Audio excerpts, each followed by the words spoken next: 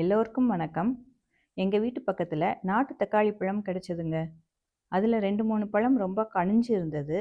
அந்த பழங்களோட விதைகளை இந்த சட்டியில் பிழிஞ்சு விட்டுருக்கேன். இது மாதிரி விதைகள் போட்டு நாற்று வளர்றதுக்காகவே இந்த சட்டியில் நல்ல உதிரி மண்ணாக ஏற்கனவே போட்டு வச்சுருந்தேங்க.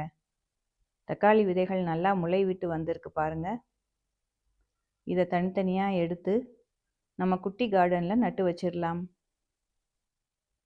வெயில் அதிகமாக அடிக்கிறதுனால மர நிழல் இருக்கிற இடமா பார்த்து நட்டு வைக்கிறேன். இந்த இடத்துல அடியில் கல் தட்டுப்படுது, அதனால் மூடி விட்டுறலாம். இந்த தக்காளி செடி மாதுளை மரம் பக்கத்தில் தானாக வளர்ந்து வந்ததுங்க. இப்போதான் காய் வர ஆரம்பிக்குது. ஒரே ஒரு காய் இருக்கு பாருங்க.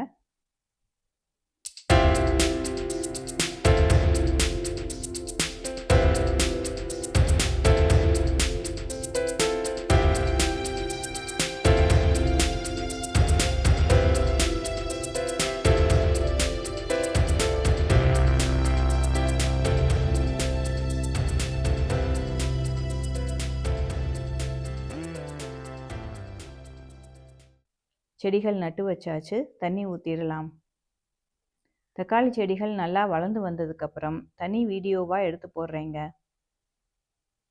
பருப்பு கீரை கொஞ்சம் முளைச்சிருக்கு, பறிச்சிடலாம்.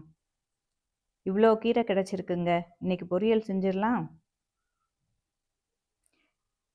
நம்ம சேனலில் இதுக்கு முன்னாடி இன்று ஒரு மரம் சீரீஸில் நாவல் மரம் பற்றின சில தகவல்களை ஷேர் பண்ணியிருக்கேன்.